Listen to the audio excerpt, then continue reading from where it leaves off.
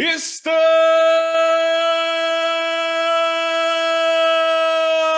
no ar com mais um Coffee Talk, o seu programa crocantíssimo da Interwebs. E hoje eu estou recebendo aqui esse cara, esse mestre da criação de conteúdo online, tanto visual quanto pela questão do áudio, dos podcasts e tudo mais. Gabriel Tuller, seja muito bem-vindo a este programa crocantíssimo.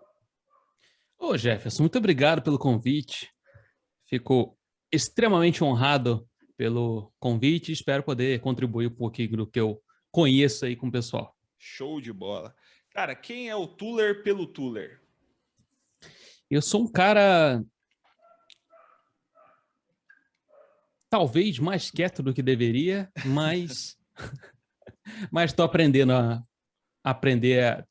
falar direito por aí pela internet e expor as minhas opiniões e tudo mais.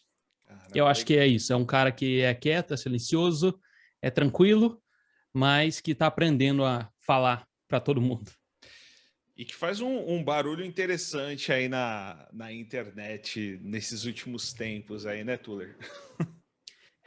Eu diria que é um barulhinho, não é nada tão grande assim, mas estamos aí. Muito bom. Tuller, você profissionalmente hoje você vive produzindo podcast de pessoas, né, de clientes seus que te contratam para fazer os seus trabalhos, etc. Além disso, tem também os vídeos que você produz também para a galera. E, cara, como que é essa vida? Você já foi CLT, né? Porque eu já ouvi você falando isso em algumas outras oportunidades. Você já foi CLT e hoje você é o cara que vive desse empreendedorismo digital, criando esses conteúdos para o pessoal. Qual que é a grande diferença que você vê dessas duas realidades, do CLT para o empreendedor digital? Cara, acho que a maior diferença assim, entre elas é que em um você nunca desliga, né? Sim. E trabalhando por conta própria, você nunca, poucas vezes você consegue desligar ou desvencilhar seu trabalho das coisas que você faz e tal. E enquanto CLT, você está ali, você faz o que tem que fazer, o que você foi contratado para fazer, bateu o seu horário, você vai embora e pode se preocupar com outras coisas. No caso do empreendedor, ele está sempre 24 horas, não tem muito horário de entrada e horário de saída, você não tem muito tempo, hobby, digamos assim, né? Você não tem muito tempo para fazer outras coisas, você sempre está fazendo alguma coisa para sua empresa, você sempre está pensando em alguma coisa para ela, você sempre está ligado nisso aí. Acho que a maior diferença talvez seja essa, assim, de que você não tem um expediente, digamos assim, bem estipulado. É claro que é importante que você tenha seu momento, seu trabalho, seu horário de trabalho, horário de descanso e tudo mais, mas na prática nem sempre é assim. Nem sempre a gente começa fazendo assim, né? É a mente que está a todo momento trabalhando, né? Você vai dormir e a mente não desliga ali, você continua pensando nos afazeres que você tem a fazer, nos jobs que você tem a entregar, sempre pensando em novidades, em melhorias que você pode oferecer, né, para os seus Sim, clientes, para angariar novos clientes, talvez também, né? isso. E como é um mercado assim, o de podcast, eu vejo hoje no Brasil poucas pessoas que oferecem esse trabalho, né, de produção do podcast do começo ao fim. São poucos Sim. que têm esse trabalho. De vídeo já tem uma galera, já um mercado um pouco mais expandido, já tem mais gente, né? E como que você faz para se diferenciar nesse mercado do vídeo, onde já tem muita gente oferecendo esse tipo de trabalho? Oferecendo o podcast, né? Sim. Eu me diferencio no vídeo oferecendo podcast. Acho que essa é o maior diferencial que eu posso oferecer. É isso. É, é poder oferecer coisas que outras pessoas não oferecem, né? Sim. Então, no mercado, você falou do mercado de podcast, ele é bem pequeno e ele é minúsculo, para ser bem sincero, ele é bem minúsculo. Sim. Primeiro porque não existe demanda para ele, assim, porque é muito menos palatável do que um vídeo, é muito menos visual, né? Menos concreto, digamos assim, do que um vídeo. O vídeo, você está no Instagram, você tem vídeo, você está no Twitter, no YouTube, você tem vídeos. Mas podcasts, não. Podcasts agora estão começando a ter alguma coisa com o Spotify e tudo mais. Mas, em vias gerais, é isso. Assim, o mercado está começando, primeiro porque não tem tanta demanda, porque boa parte das pessoas que começam a fazer podcast é por hobby, é porque gostam de algum assunto, querem conversar e tal. E os profissionais que estão começando, eles estão mais focados em aprender a fazer do que pagar alguém para fazer, porque eles também estão começando, também estão nessa luta, né, de fazer isso, eles não conseguem ainda terceirizar esse tipo de trabalho. E terceiro, porque é muito mais difícil de você conseguir fechar contratos com podcasts, porque ele, em relação à produção, ele dá mais trabalho do que um vídeo. Então, é mais fácil você fechar um monte de pedaço de vídeos que o marketing digital chama de Nutella, Nugget, sei lá, esses vídeos que tem de 1 minutinho aí no Instagram. Sim. É mais fácil você fechar um pacote disso do que você fechar um podcast. Então, porque você consegue, produtivamente falando, você consegue produzir mais vídeos pequenininhos do que podcasts pequenininhos para as pessoas, né? Sim. Então, é por isso. E sobre diferenciação, eu acho que é basicamente isso, cara. É poder oferecer outras coisas, e acho que a parte mais estratégica, que muitas vezes eu vejo que muita gente não faz.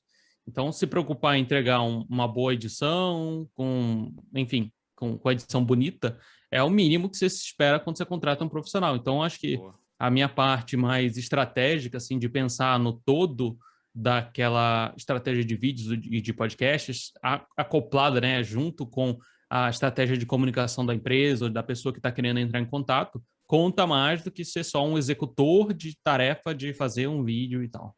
Ah, legal, cara. Muito bom. E, Tuller, a gente está numa febre aí, tá reduzindo um pouco até, que é a questão do Clubhouse. E eu vi muitas pessoas falando que o Clubhouse veio para ser um concorrente direto dos podcasts, né? E que roubaria uma fatia dos ouvintes de podcasts para essa plataforma nova. O que você pensa em relação a isso? Cara, não é um concorrente direto, porque são coisas completamente diferentes. Completamente, diria não, mas sei lá, é muito diferente. O Clubhouse, ele exige que você esteja... Ele é mais concorrente direto de uma live no Instagram do que de um podcast. Então, ele exige que você, primeiro, nesse momento aqui da gravação, tenha um iPhone, porque é só por convite de quem tem iOS. Sim. Segundo, você tem que procurar salas que sejam interessantes, você tem que dar sorte de encontrar uma sala que seja legal para você poder entrar e consumir uma conversa. E outra, que você precisa dar sorte de ter um assunto legal também sendo discutido naquele momento por aquelas pessoas na live lá do Clubhouse, né? na sala do Clubhouse.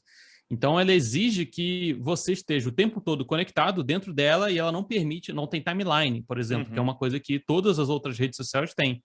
Você posta uma coisa aqui, mas daqui 3, 4, 5 horas as pessoas podem ter acesso a isso, ou, enfim, elas podem ter acesso, 1 ano depois, se você não apagou o post nem nada, elas ainda podem ter acesso ao seu histórico de postagens, coisa que o Clubhouse não permite. Então, ele é um concorrente, acho que indireto, em relação ao tempo, né? O tempo que você estaria ouvindo um podcast, você está numa sala do Clubhouse. Então, acho que nesse tipo de concorrência, sim, mas concorrência direta, eu acho que não. Eu não vejo dessa forma, assim. Acho que são bem diferentes as propostas, tanto do podcast quanto do Clubhouse. Sim, sim. Pô, legal isso. Porque, assim, o brasileiro, ele ainda não está acostumado, de uma forma majoritária, a ouvir podcast, a consumir podcast. Quem dirá com relação ao Clubhouse, que é mínimo ainda, porque é só para a galera que tem iPhone. Então, assim... Isso, e ele não é sustentável a longo prazo, como eu falei. Ele deu um boom, né? As pessoas ficaram entusiasmadas demais com o Clubhouse, começaram a falar, a rede do momento e tal, mas depois de 2 semanas já caiu bastante, assim. Você já vê pouquíssimas salas lá dentro, você já vê pouquíssimas pessoas lá dentro. Sim. Essa, por exemplo, é uma rede social que, mesmo que eu tivesse acesso, apesar de ser usuário Android, eu não passaria meu tempo lá, porque como eu trabalho editando vídeos, editando podcasts, eu não consigo abrir uma sala do Clubhouse, deixar lá 5 horas de conversa aleatória rolando enquanto eu estou fazendo outras coisas. Não, eu prefiro muito mais escolher um assunto de um podcast, se eu estiver nesse momento, né? De poder ouvir alguma coisa enquanto eu trabalho, enquanto faço outra atividade, eu prefiro muito mais escolher um podcast que eu já acompanho, então escolher um assunto de um podcast, ou uma live que seja que ficou gravada, ou, enfim, qualquer outro formato de conteúdo que já esteja publicado e eu posso ter acesso a ele, do que tentar a sorte numa sala do Clubhouse que, de repente, pode ser que, sabe, 20 minutos de uma conversa de 5 horas sejam totalmente interessantes para você. Uhum. De fato. Interessante isso. E Tudor, como que foi para você o início dessa sua jornada empreendedora? Como que você virou a chave? Como que você se lançou nesse mundo do empreendedorismo digital? Cara, é um pouco assim de... Acho que boa parte das pessoas acabam entrando nesse momento da mesma forma, que é um misto de insatisfação com o que você faz com a situação atual que você vive. Uhum. Então, você vai tentar fazer ou tentar dar esse passo de fé quando você está insatisfeito demais com o seu trabalho e por acaso calha de você ser mandado embora e você tem uma grana ali para poder se sustentar por um tempo e você tem que decidir alguma coisa. Ou você vai escolher procurar outro lugar para trabalhar e tal, ou você vai se preocupar, ou você vai pensar em começar um negócio próprio, começar alguma coisa própria. Então, é mais ou menos um pouco dos dois, assim. Sim, sim. Interessante. Que você... eu, por exemplo, como eu sou designer, eu sou formado em design, o designer, ele meio que é acostumado, talvez, a pegar freelas. Então, o cara é acostumado a trabalhar numa agência, trabalhar no local durante o dia, e à noite ele pega uns freelas aqui e ali para poder complementar a renda e tal. Então ele é acostumado a fazer esse tipo de trabalho, de side job, assim, de estar pegando um outro trabalho, pegando uma outra coisa e tal, mas nunca é algo firme, né? E acho que a maior dificuldade de quem dá esse passo é conseguir jogar nas 11 posições ali do campo, que é você fazer o financeiro, fazer o atendimento, fazer o design, fazer o layout, a compra, a venda, o pós-venda, o atendimento ao cliente, o financeiro, para você ver o balanço. Tá? Acho que é o que mais assusta, acho que mais dificulta e mais cansa as pessoas quando começam a entrar nessa parte do empreendedorismo. No meu caso, foi porque eu sou do Rio de Janeiro, e através do podcast No Barquinho, eu tinha um grupo do Telegram, dos ouvintes, e eu sempre estava conversando com o pessoal lá, eu trabalhava numa agência lá no Rio de Janeiro, e sempre estava conversando com o pessoal, até que em 2017, estava com um pouco mais de um ano de casado, uma das pessoas lá, o Henrique, ele me mandou a mensagem, falando, tá abrindo uma vaga, ele é de São Paulo, tá abrindo uma vaga aqui na empresa e tal, de assistente de marketing, uma coisa assim, para poder cuidar, gerir a empresa aqui e tal, gerir a parte de marketing da empresa que eu trabalho. Ele é gerente de vendas e tal, de uma empresa de insumos farmacêuticos. E ele falou, você tá afim de vir e tal, tá afim de ver, o salário é esse aqui, e você pode, vem para cá e tal, a gente te ajuda, enfim. E aí nesse período eu já estava bem satisfeito, assim, onde eu estava trabalhando, com o que eu estava fazendo, eu já estava procurando outros lugares e outras coisas para fazer e tal. E aí calhou desse momento, assim, ok, então tem uma decisão que precisa ser tomada, né? Tomei essa decisão, falei com a minha esposa e tal, a gente estava nesse período, assim, ela estava recém-formada, eu também estava recém-formado e casado, a gente não tinha nada que prendia a gente lá, e aí a gente decidiu vir para São Paulo para trabalhar lá. E aí quando foi um pouco mais de um ano, não, um pouco menos de um ano, de trabalho nessa empresa, eu fui mandado embora lá. Falei, tá, legal, mas não encaixou e tal, mas fica tranquilo que a gente vai pagar tudo e tal. Então, de certa forma, foi ok, assim, porque eu recebi bastante uma grana do FGTS e tal, então eu não fiquei desesperado porque, enfim, por causa disso. E aí, nesse momento, era isso, assim, eu já estava nesse momento de pensar em fazer algumas outras coisas, porque eu já estava pegando alguns trabalhos por fora. Como eu falei, o designer vai pegando freela. Sim. Eu ia pegando para comprar peça de computador, comprar microfone para cá, para fazer podcast, para fazer algumas outras coisas, comprar câmera, comprar uma coisinha aqui e ali para poder ajudar enfim. E aí, nesse momento, beleza, eu fui mandado embora, tinha uma grana, a gente fez as contas, falou, temos X meses, temos 5 meses, sei lá, 4 meses de sustento aqui. Então, você tem esse tempo para poder ou achar vários clientes que te pagam mensalmente, ou, enfim, se der errado, você tem outros lugares aí para procurar para trabalhar e tal, e você dá o jeito aí. E aí, beleza. E foi meio assim, eu já tinha um cliente que era fixo por fora, eu só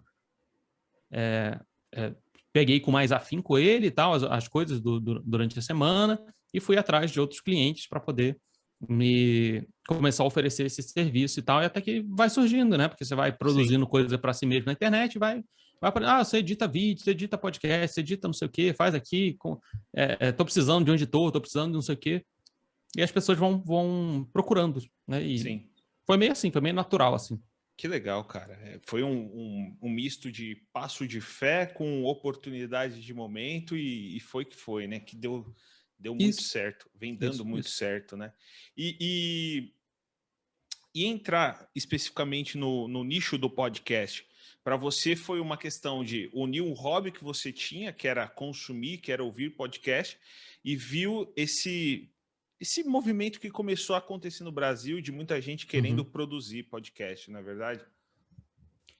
Foi um pouco disso, porque eu já editava podcast para outras pessoas nesse período, assim, nesse momento. Eu já não fazia mais o meu próprio podcast, mas não profissionalmente, né? Eu editava para amigos e tal, para outras pessoas que me pediam para fazer. Mesmo, né?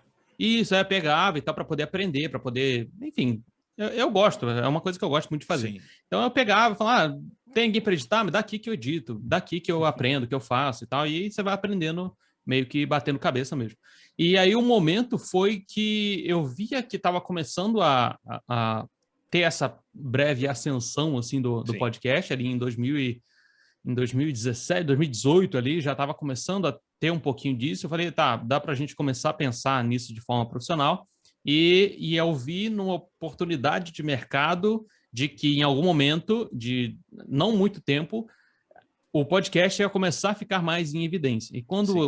E aí meu pensamento foi, quando ele estiver em evidência, eu quero ser uma pessoa que é uma referência para esse tipo de conteúdo. Então, eu comecei a produzir conteúdo, comecei a fazer coisas, compartilhar as coisas que eu fazia, como é que eu editava, como é que eu fazia determinada coisa, fazer um vídeo aqui, um vídeo ali, alguma outra coisa, uma postagem e tal, e oferecer isso para outras pessoas, para empresas, enfim, comecei a oferecer esse tipo de serviço. Então, foi meio que esse entendimento, assim, de visão de mercado, assim, de ver que em algum momento isso vai começar a crescer, ter uma crescente muito maior do que vinha tendo ao longo do tempo, ao longo desse tempo assim que eu consumo podcast e vejo, e isso seria uma oportunidade muito boa, porque a nossa vantagem aqui no Brasil e desvantagem é que a gente pega tudo atrasado, né?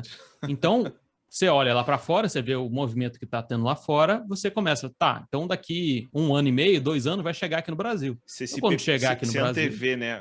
Isso, exatamente. Você tem essa vantagem de poder ver o que está lá fora, você consome inglês. Se você não lê inglês, eu recomendo que você comece a ler inglês, aprenda inglês e vá consumir material em inglês. E você é ouvinte, né? Mas só para ficar claro aqui. O cara, assim, o Tuller, fazendo até um merchan, o Tuller tem um curso dele online de edição de podcast, produção e tudo mais, e eu sou aluno desse curso. Então, assim, parece ele falando o professor Tuller ali, né? Já me dando uma bronca, falou, você tem que ler inglês, você tem que consumir inglês. Ali já senti até aquado, tá bom, pelo amor de Deus. Não, mas é isso, assim, você vê o mercado... Quanto mais você consome, quanto mais você observa, mais treina o seu olhar, né? Mais você vai entendendo para onde vai caminhando o mercado, aqui e ali, como que as coisas vão acontecendo ao longo do tempo e tal. E você vê, e como eu falei, a gente tem a vantagem de estar, de certa forma, atrasado do resto do mundo, então você começa a se preparar para isso, né? Porque aí quando chegar, você já vai estar preparado o suficiente para as pessoas poderem lembrar de você quando aquilo bater na porta delas, né? Então, é basicamente isso, assim, eu vi no podcast essa ferramenta de começar a profissionalizar a ferramenta que antes era vista muito, muito mais como um hobby e pouquíssimas pessoas conseguiam tirar sustento ou trabalhar ou ter, de fato, um trabalho disso. Pouquíssimas mesmo no Brasil. Até hoje são poucas, mas você tem esse movimento de mercado. Eu falei, tá, então eu quero estar lá quando isso acontecer. E aí eu fui fazendo a engenharia reversa, né? Beleza, quando chegar lá eu quero ser referência, então o que eu preciso fazer agora, começar a fazer agora, para que quando estiver lá naquele momento eu seja essa referência que eu quero ser quando chegar. Então é produzir conteúdo, é fazer, ajudar as pessoas, é compartilhar aquilo que eu sei, enfim, começar a fazer esse movimento de trazer para mim, de trazer os olhos para mim, para quem tá, de alguém que está fazendo podcast, né? Fantástico, já há muito tempo. Cara. Não, muito bom. E a galera vê assim o Flow hoje hypado como tá, né? E nem sabe que foi justamente esse movimento de fazer essa leitura que eles tiveram, né? Com o Joe Rogan explodindo lá nos Estados Unidos. O Flow viu isso, viu uma oportunidade de unir o áudio e o vídeo ali e fazer um bate-papo ao vivo com os seus convidados e tudo mais. E hoje o Flow é o que é. Você tem o Podpah também, que tá muito grande, o Inteligência Limitada, toda essa galera aí que veio tudo surfando nessa onda. Mas tem isso, exatamente. Tem um ponto aqui que eu achei muito interessante que você falou que o boom do podcast em si foi entre 17 e 18. Mas, cara, eu fiquei até abismado com esse seu dado aí, porque eu consumo podcast desde 2011, majoritariamente por conta do Bibotalk e do Irmãos.com. Foi onde eu descobri o podcast ali com esses dois programas. E, cara, levou aí, então, aproximadamente 6, 7 anos para ter esse boom de fato no Brasil, desde quando eu tô ouvindo, né? Se bem que o Irmãos.com já vem produzindo podcast antes dessa data, né, também. Isso, é isso que eu ia falar. O Irmãos.com é mais velho do que o próprio Nerdcast. É de março de 2006, o Nerdcast acho que é de outubro de 2006. Caramba. Então, era muito mais difícil, assim. Sim. E eu, assim, eu falei do boom, mas não foi um boom, foi acho que mais uma conscientização. Acho que as pessoas passaram a ter mais facilidade de consumir podcast. Porque antigamente você tinha que ou entrar no site, fazer download, e botar no seu MP3 player, sei lá, no seu celular, e botar lá no fone de ouvido para você ouvir. Sim. Ou até mesmo quando você tinha uma internet legal, você pode pegar um agregador de podcast, pegar o feed RSS, botar no seu agregador e tal. Então, assim, quem gostava de ouvir podcast, quem descobria o podcast, ele tinha uma jornada inteira de poder consumir. Até ele ouvir o programa final, ele tinha uma jornada de poder ir atrás daquele programa que ele gosta. Sim, era muito mais difícil. Eu falei 2017, 2018, porque o Spotify passou a rivalizar com a Apple em relação a facilitar podcast, porque nos Estados Unidos você tem um consumo muito grande de quem consome podcasts, porque boa parte das pessoas tem acesso ao iPhone com muito mais facilidade, e lá tem um aplicativo nativo de podcast, que é o podcast. Acho que agora é o Apple Podcast. Mas é um aplicativo roxinho que às vezes o cara... O que é isso aqui? Clica lá, vê, descobre e começa a consumir. Aqui a gente não tem, no Brasil, na América Latina como um todo, a gente não tem essa facilidade de ter um iPhone, que já é uma barreira de entrada. Sim. E a outra é que a Google, apesar de ter o Google Podcasts, ela não bota um aplicativo nativo em todo o Android. Então, você dificulta também mais ainda isso. E aí o Spotify, vendo essa lacuna, começou a preencher ela, falando, então agora a gente vai ser, eles se chamam, né, da casa dos podcasts. Então, eles começaram a falar, não, podem vir os podcasts para cá, a gente vai traduzir alguns podcasts famosos americanos, a gente vai começar a botar a grana em produtoras brasileiras, em produtores de podcasts brasileiros para ter conteúdo exclusivo nosso aqui no Spotify. Então, eles começaram esse movimento de trazer. E Spotify, ele já estava talvez mais pluralizado, né? Disseminado entre as pessoas. As pessoas já conheciam, já sabiam o que era o Spotify e tal. Depois ele foi só abraçando essa causa aí e começar a fazer. Então, 2017, 2018, 2019, ele sempre vem numa crescente. O ano do podcast, a brincadeira que a gente faz, que esse é o ano do podcast no Brasil, é uma coisa que acontece gradativamente ao longo dos anos. Então, ao longo dos anos, vai tendo o ano do podcast do Brasil. E cada vez mais ele vai atingindo novos patamares. Cada vez mais ele vai chegando na massa. Cada vez mais ele vai aumentando a essa percepção das pessoas saberem o que é um podcast, né? Sim. Então, você teve, sei lá, matéria no Jornal Nacional que a Globo passou a investir em podcast. Então, você começa a pulverizar esse conteúdo para as pessoas, para o veículo de massa, porque a gente acha que todo mundo tem acesso à internet, mas não, né? A televisão ainda é muito grande, ainda é muito, muito grande. Sim. Ela chega em lugares que a internet não chega. Então, é isso. Legal isso, cara. Você falou da Globo, por exemplo, eu consumo muito os podcasts do Globo Esporte, né, do GE, que a Globo produz, que eles fazem algumas pílulas ali, falando sobre notícias importantes com relação ao time e tal. Cara, eu acho isso fantástico, né, das empresas se aproveitarem, dos canais se aproveitarem muito dessa mídia, que tá numa crescente no Brasil, que a gente vê cada vez mais pessoas consumindo isso.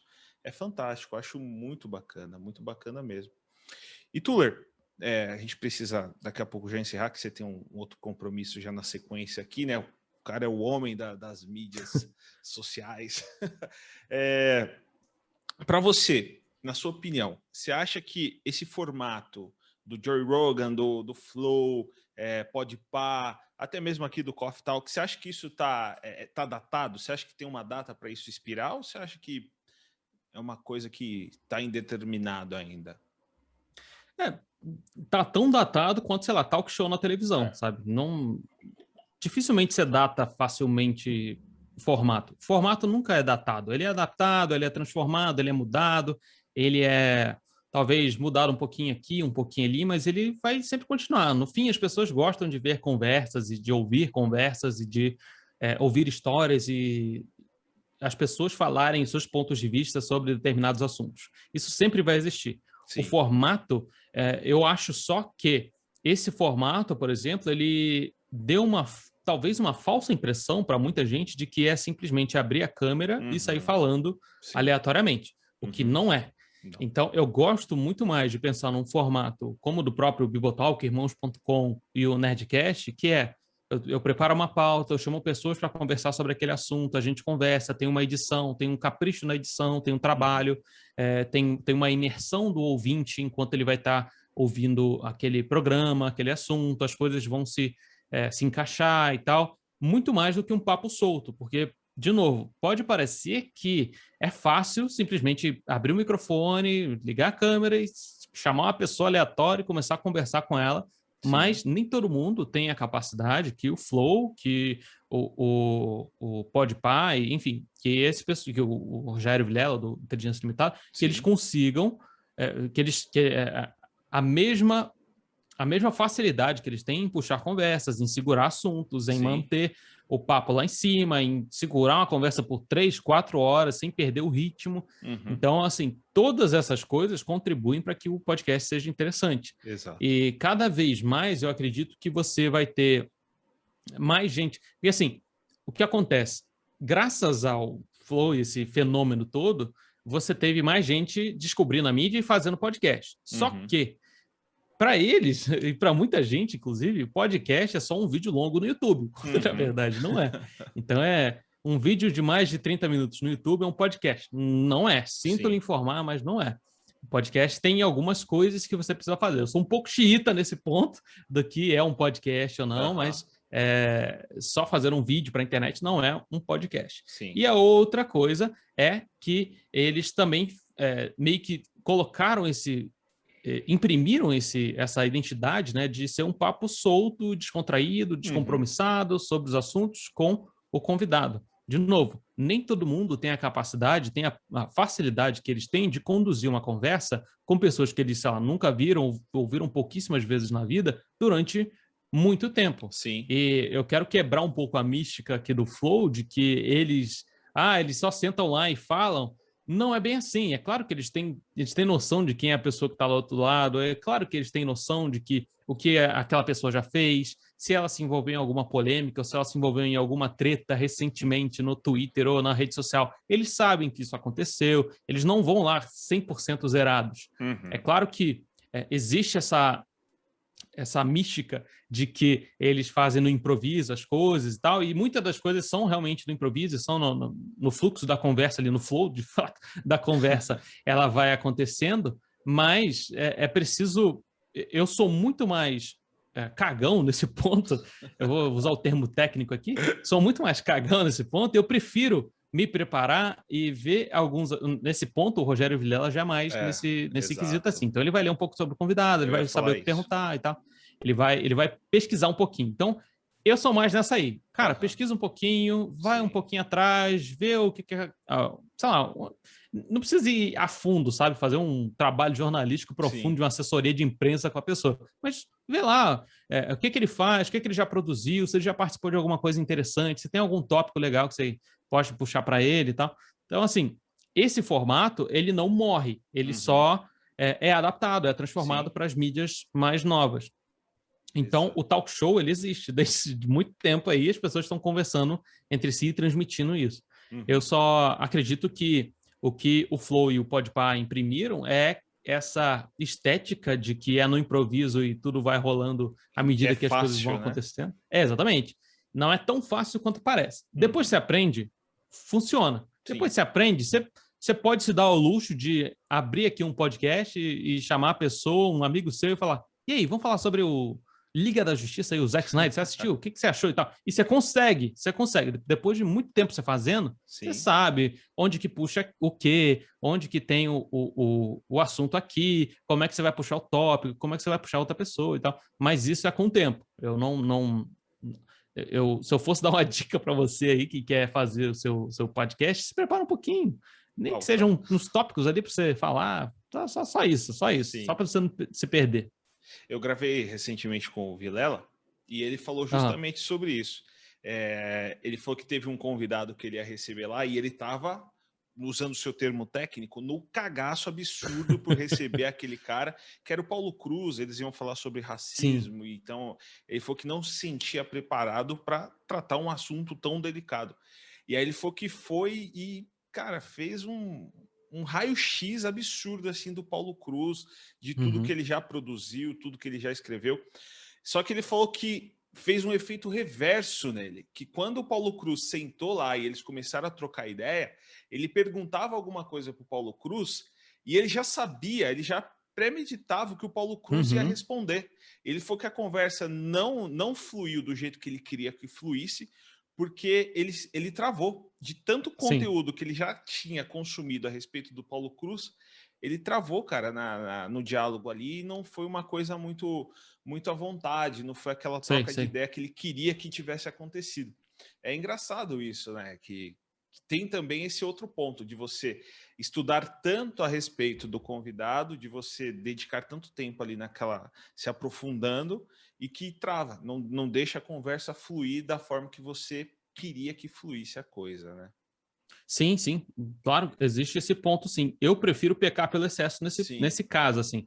Eu prefiro fazer um programa redondinho, assim, digamos, esse mesmo exemplo que você deu do Vilela e do Paulo Cruz. Eu prefiro ter talvez esse primeiro programa mais travado, para quando, de repente, dali 5, 6 meses o Paulo Cruz voltar, eu já passei por tudo aquilo que já tinha passado, eu fiz um programa legal, eu não corri o risco de ter um programa ruim, e agora eu consigo extrair outras coisas que na conversa vai me puxar. Mas isso, ela vai acontecer depois de eu ter me preparado, sabe? Sim. Eu prefiro correr esse risco de ter uma conversa travada, mais redondinha ali, de repente não deixar o convidado desconfortável.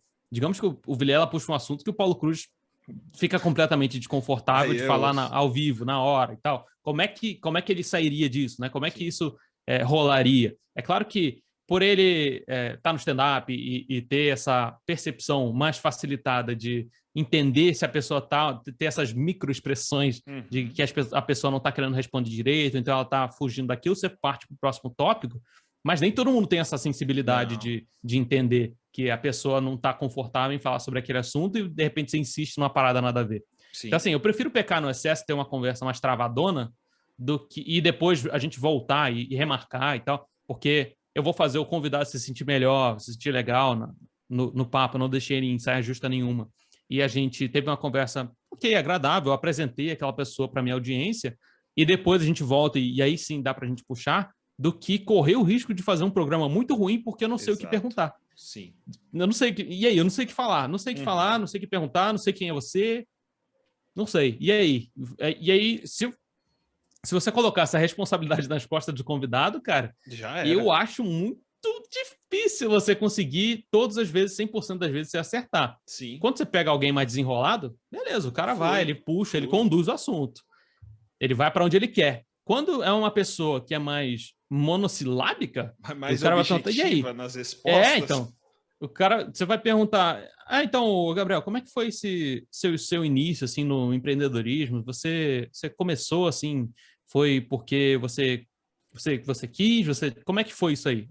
E aí eu respondo, então, Jefferson, foi assim, eu estava trabalhando e aí fui mandado embora e aí eu decidi começar a empreender, assim, fazer minhas próprias coisas e tal.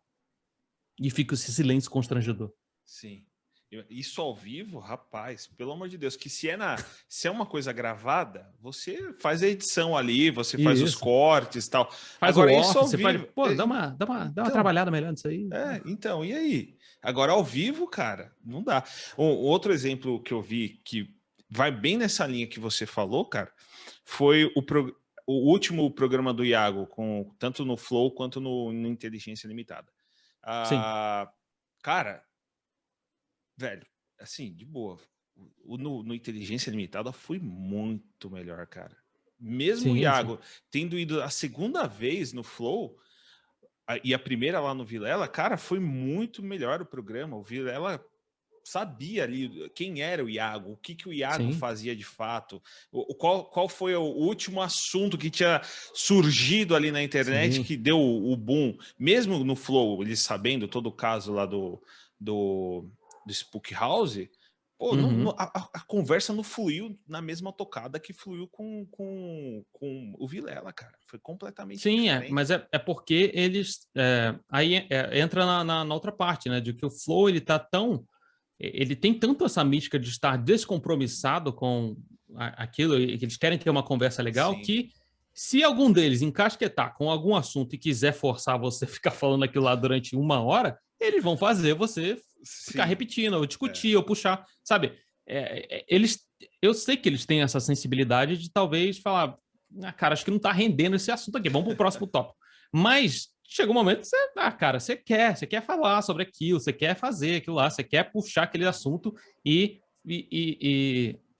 ficar nessa tecla, sabe? Bater sempre na mesma tecla, voltar e voltar. Não, mas não concordo. Não, mas eu não concordo. Não, mas eu acho que não. Não, mas eu acho que não. E o assunto não vai para frente, sabe? Você não vai para outro lugar. O Monark então, viajando lá nas ideias dele. Exatamente. Você corre esse risco. Eu acho, como eu falei, eu prefiro pecar pelo excesso e a gente ter uma conversa completamente assessoria de imprensa style, sabe? E eu respondo aqui exatamente o que você saberia que eu ia responder. E na outra, eu já te conheci melhor, você já me conheceu melhor, e depois, a gente sempre tem o antes e o depois, né? Você conversa um pouquinho antes, você troca uma ideia e tal, e você tem o depois de agradecer e tal. Então, você consegue deixar a pessoa relaxada na primeira conversa, né?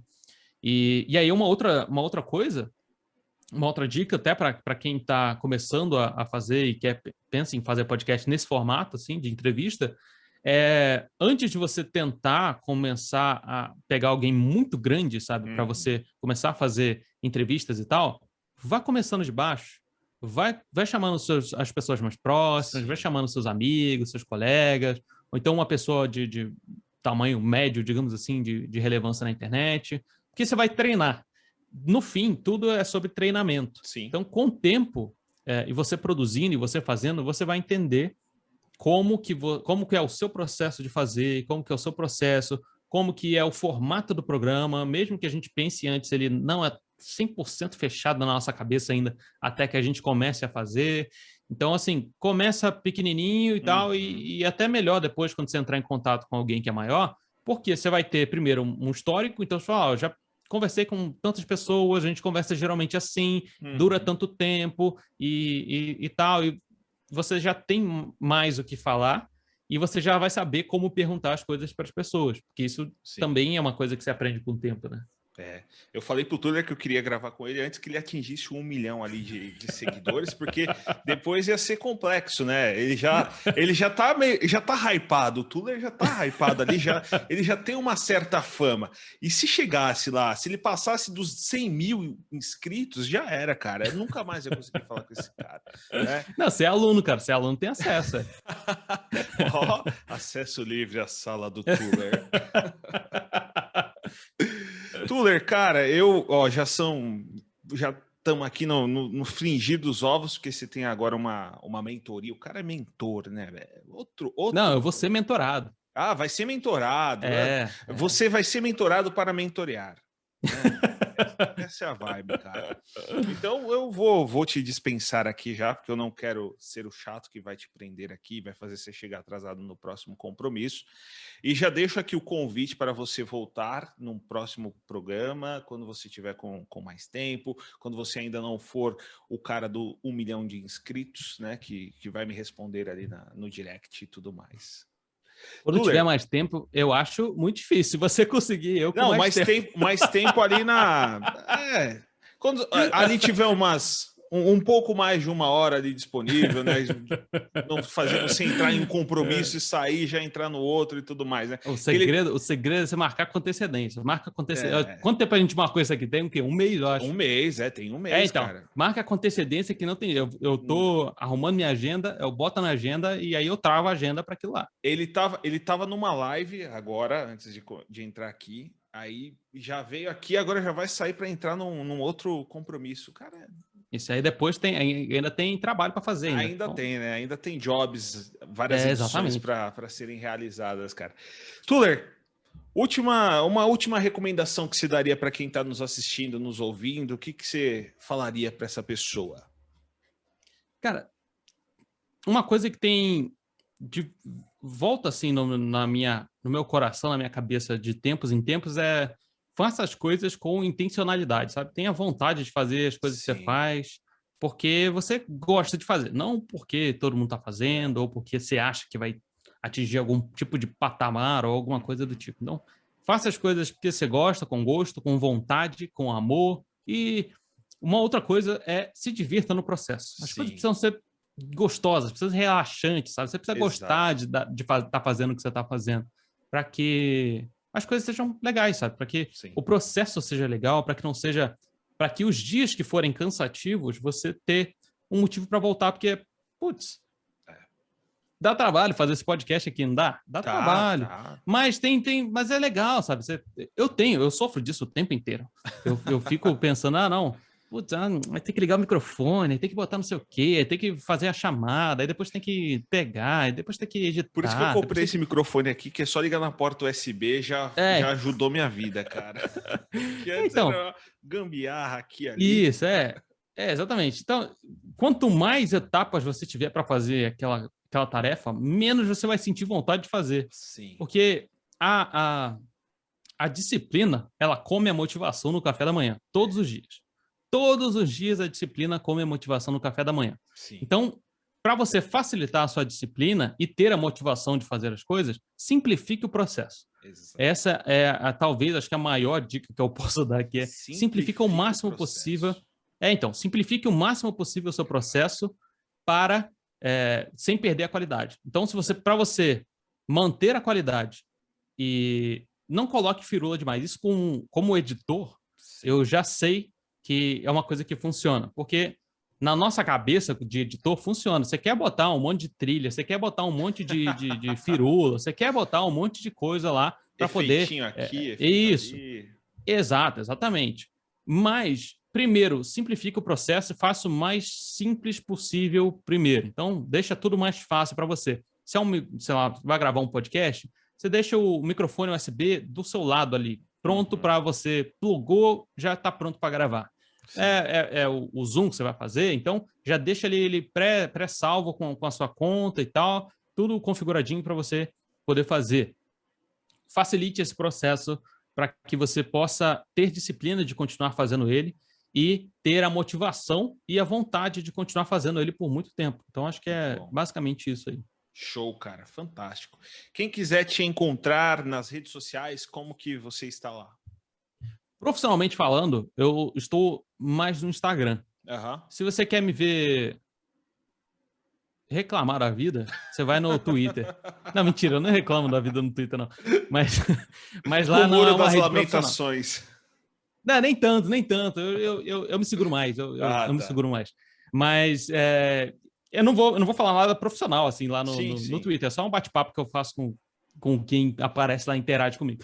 Mas se você quer aprender, fazer podcast, se você quer aprender o formato, as coisas que envolvem a produção de um podcast, você me siga lá no Instagram, é Gabriel Tuller. Você vai ter acesso a um monte de coisa que eu posto lá, que eu publico. Todo dia estou respondendo caixinha de pergunta das pessoas. Fantástico. Todo dia estou Tuller, postando qual o melhor coisa. microfone custo-benefício? Tô lá respondendo todos os dias. Qual o melhor microfone? Qual o melhor programa de edição? Gratuito. Como fazer não sei o que. Gratuito, tem que ser gratuito. Como fazer um podcast gratuitamente. Enfim, tô lá respondendo todos os dias as pessoas o sobre... é muito paciente, cara. Podcast. Um dom do espírito que ele tem em sua vida é essa paciência de todo dia responder a mesma pergunta. Eu acho fantástico. Ai. Não, mas eu gosto. Então, é o que eu falei, se você gosta de fazer, se você gosta do processo, não vai ser cansativo para você ao ponto de fazer desistir. Então, é isso, é basicamente isso. Vai lá no Instagram, eu estou mais ativo para falar sobre produção de podcast e tal. Você pode tirar dúvida, pode interagir comigo. E é isso aí. E ele, como designer gráfico, é tudo leoticamente belo que ele produz ali. Meu problema é isso aí, cara. Eu não consigo simplificar às vezes demais. Muito louco é que ele coloca ao final, né, ali dos posts no feed, esse post levou 30 minutos para ser produzido, não sei o quê. Fantástico. Então, eu vou botando isso, mas é isso. Tuller, obrigado, cara. Obrigado por esse bate-papo, por essa conversa. Até um próximo episódio. E é isso aí. Se você está nos assistindo, nos ouvindo, curta, compartilhe. Não se esqueça de se inscrever no YouTube. E vamos que vamos. Compartilha com a galera, porque eu quero dominar o universo com esse podcast. É isso aí. Até o próximo programa. Valeu, falou, falou, falou. Falou, pessoal.